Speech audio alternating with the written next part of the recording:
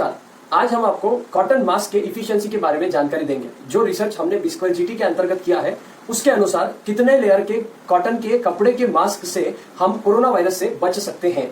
अभी आप सभी जानते हैं कि मार्केट में N95 और सर्जिकल मास्क का बहुत ट्रेंड चल रहा है, लेकिन जैसे हमने हमारे दर्शकों को एक पहले के वीडियो में बताया था कि N95 और सर्जिकल मास्क का डोमेस्टिक यूज माने सामान्य वर्ग, सामान्य जो नॉन मेडिकल लोग हैं उनके लिए उसका जो प्रयोग है वो वर्जित है, क्योंकि उसको हैंडल करने के लिए हम बहुत सारी नियमावली है जिनका हम बहुत आसानी से पालन नहीं कर सकते हैं। इसलिए N95 और सर्जिकल मास्क कदाचित हमारे लिए एक इन्फेक्शन फैलाने का माध्यम बन सकते हैं, क्योंकि अगर हम उनको अच्छे से अगर हैंडल नहीं करें तो हमारे लिए सबसे उपयुक्त जो है वो कॉटन के मास्क है, कॉटन के कपड़े के मास्क है। तो जिस प्रकार से आप ये देख रहे हैं, ये मास्क डबल लेयर का कपड़े का मास्क है जो घर में बनाया हुआ है और अभी सभी लोग बहुत सारे इसका प्रयोग कर रहे हैं। लेकिन इसकी इफिशिएंसी कितनी है, क्या हम सच्ची में सेफ हैं, क्या हम हमारा झूठा हम समाधान कर रहे हैं कि हम ये मास्क पहन करके सेफ है। तो इसकी इफिशिएंसी के बारे में मैं आपको जानकारी दे देता हूँ।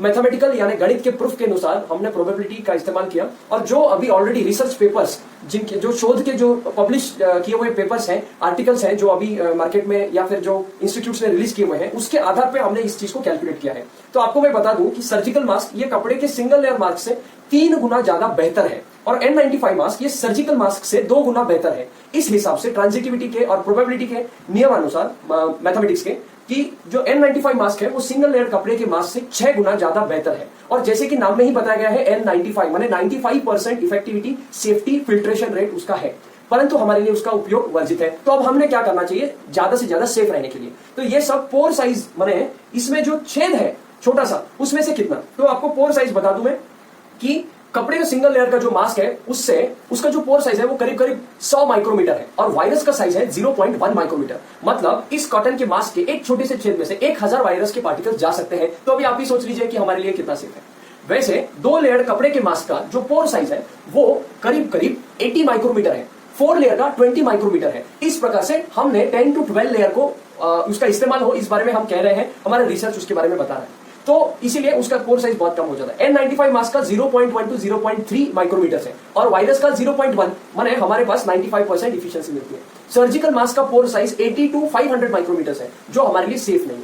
अब हम आते हैं प्रोबेबिलिटी के ऊपर। तो सिंगल लेयर कपड़े का मास्क 16% हमको सेफ रखता है, उसका एक्चुअली 16% हमको सेफ रखता है और जो डबल लेयर जो ये प्रकार का जो मास्क है वो हमको 29.44% सेफ रखता है। और जो 4 लेयर मास्क होता है माने ये मास्क के जैसे 2 मास्क अगर मैंने लगा लिए तो मेरे को 50.21% में सेफ रहता हूं।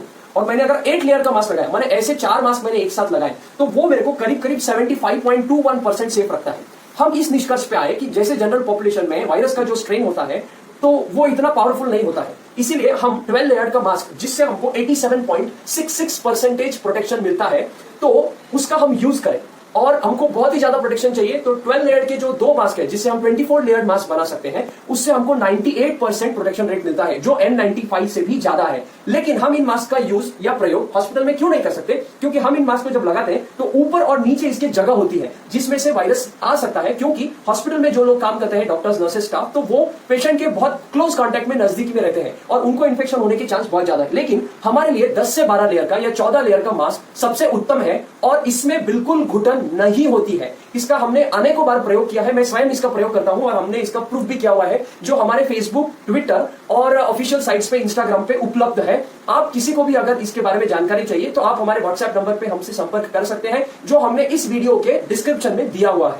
तो मैं आपको बताऊं, लोग पूछते हैं कि 14 लेयर 12 लेयर मास्क कैसे बनाए, तो या तो आप घर में इस प्रकार का single layer double layer mask सिल लीजिए, अगर नहीं तो आप बाजार में से ऐसा कपड़े का डबल लेयर का मास्क लेकर के आइए। और ये आपका सिंपल रुमाल है, व्हाइट का 30-40 रुपए का रुमाल आता है, इसको आप करिए डबल, ये हो गया 2 लेयर्स, इसको फिर और कीजिए आप डबल, ये हो गया 4 लेयर। अब इसको आप ये 4 के ऊपर 4 लेयर डाल दिया, हो गया 8 लेयर, और ये बचा हुआ 4 लेयर डाल दिया, ये हो गया 12 लेयर। अब ये 12 लेयर को आप इस मास्क के अंदर ऐसा रखिए, सावन अच्छे से लगाइए और इसको ऐसा रख के आप इसको ऐसा लगा लीजिए।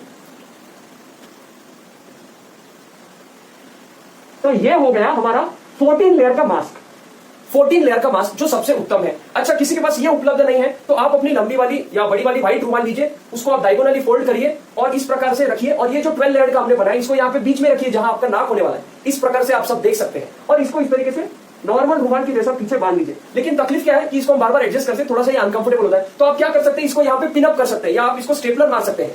ध्यान रखिए आपको चोट ना लगे, इस प्रकार से आप मास्क बना सकते हैं। भाइयों बहनों, मित्रों और हमारे दर्शकों, हमारे को आपको यही बोलना है कि हम हमारा सच्ची में सावधानी से सेटिस्फेक्शन करें, प्रॉपर प्रोटेक्शन करें, खुद को झूठा आश्वासन न दे। ये 2 लेयर्ड मास्क लगाने से केवल 29.44% माने लगभग 30% केवल आप अपना बचाव कर रहे हैं।